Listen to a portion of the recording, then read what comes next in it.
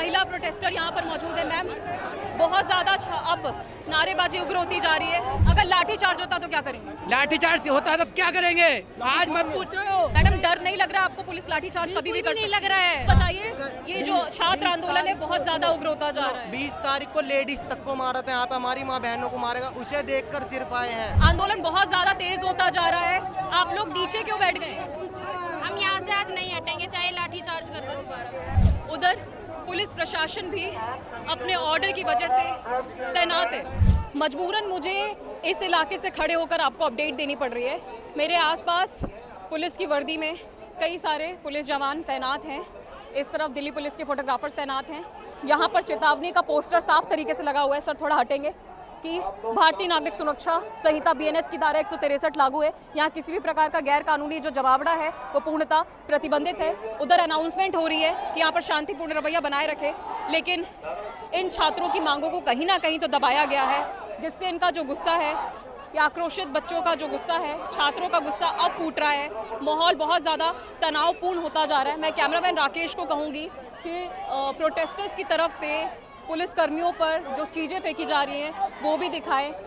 अभी यहाँ पर ये जो पानी के छींटे आप देख रहे हैं, ये बच्चों की तरफ से, उन्हें प्रोटेस्टर्स कहूँ या बच्चे कहूँ, उनकी तरफ से फेंके गए हैं। यहाँ पर आप ये देख रहे हैं, यहाँ पर फ्रूटी फेंकी गई थी। उन बच्चों के पास जो कुछ है वो इस तरफ फेंक रहे हैं। किसी के पास केले का छिलका है तो वो केले का छिलका फेंक रहा है, कोई संतरे का छिलका फेंक रहा है, कोई फ्रूटी फेंक रहा है, तो किसी के हाथ में बोतल है तो वो बोतल फेंक रहे हैं। वहाँ पर नारेबाजी भी ये लगातार कर रहे हैं। पुलिस के हाय हाय के नारे लगाए जा रहे हैं। कहीं ना कहीं ये युवा छात्र भी मजबूरी में सड़कों पर है, क्योंकि इनकी मांगों को अभी तक नहीं सुना गया है। आज प्रदर्शन का 33वां दिन है।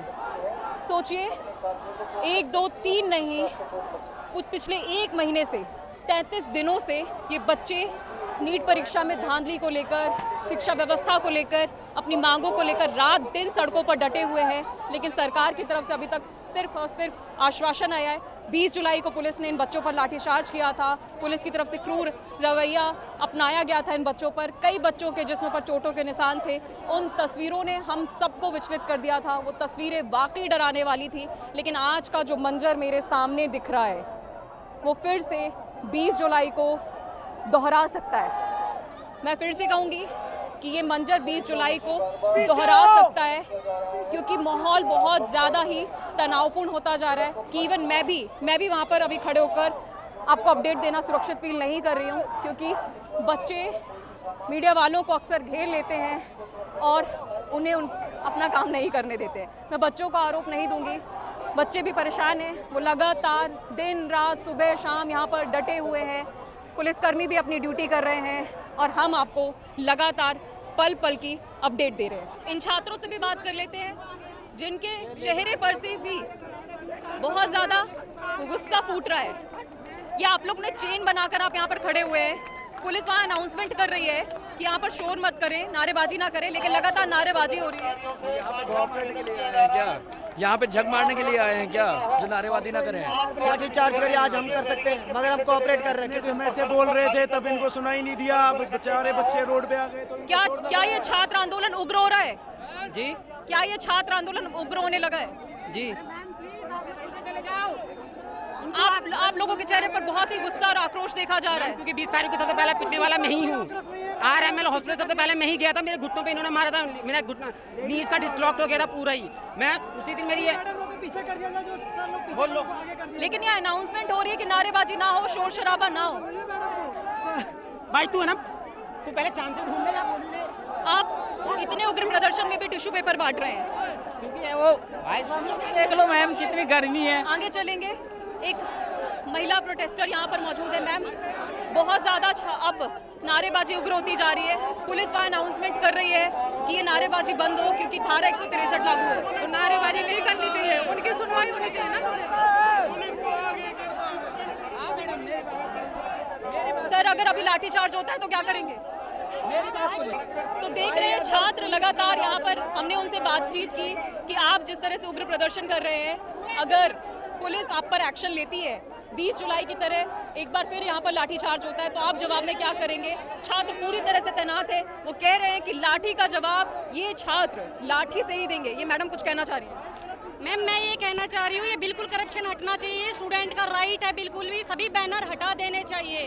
जब ये मैडम डर नहीं लग रहा आपको? पुलिस लाठीचार्ज कभी भी कर नहीं सकती लग रहा है लाठी, मतलब मैं आज इतनी हिम्मत रखती हूँ, अगर मेरे को एक मारेगा मैं 10 मारूंगी इनको खींच के, क्योंकि हम भी एक टीचर हैं। और जो ये एनटीटी का एग्जाम देके जो ये फर्जी जो अमीर लोग हैं, यहाँ पे कोई नॉर्मल इंसान नहीं आ रखा, गरीब परिवार से ये लोग जो पैसे वाले होते हैं वो फर्जी डिग्री वो फर्जी डिग्री करके आते हैं और उनका नंबर आ जाता है किसी सरकारी हॉस्पिटल में। जब पेशेंट को देखा जाता है तो पेशेंट डेड हो जाता है, क्योंकि उनके पास डिग्री फर्जी है जो पैसे दे के आ रखे हैं। तो वो कैसे इलाज करेंगे?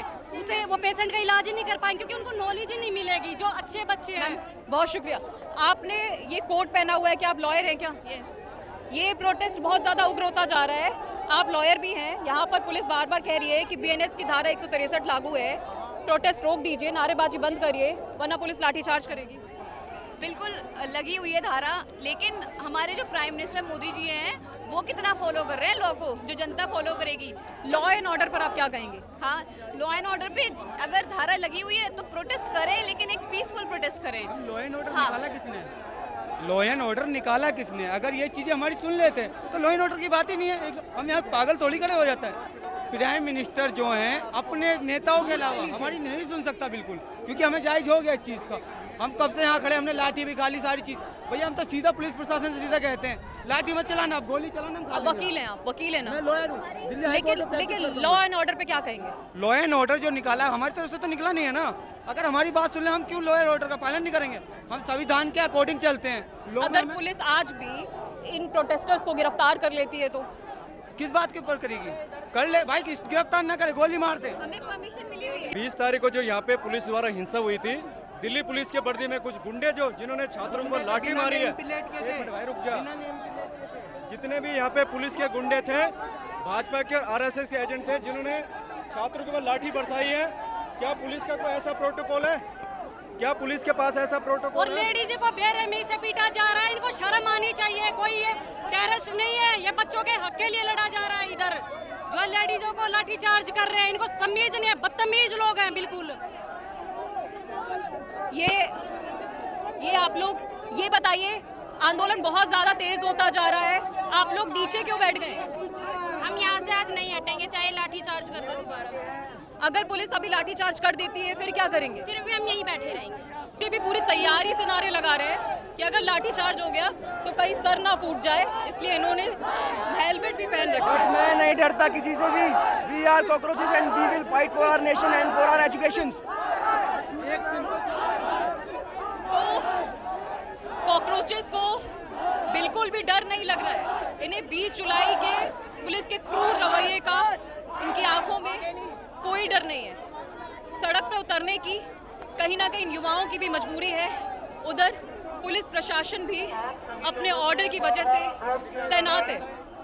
अब देखना होगा कि आगे क्या कार्रवाई होती है। हम लगातार आपको पल पल की अपडेट दे रहे हैं, आप हमारे साथ बने रहिए। खबरों की स्वतंत्र आवाज सुनने और देखने के लिए सब्सक्राइब कीजिए TFM यानी द फ्रीलांस मीडिया।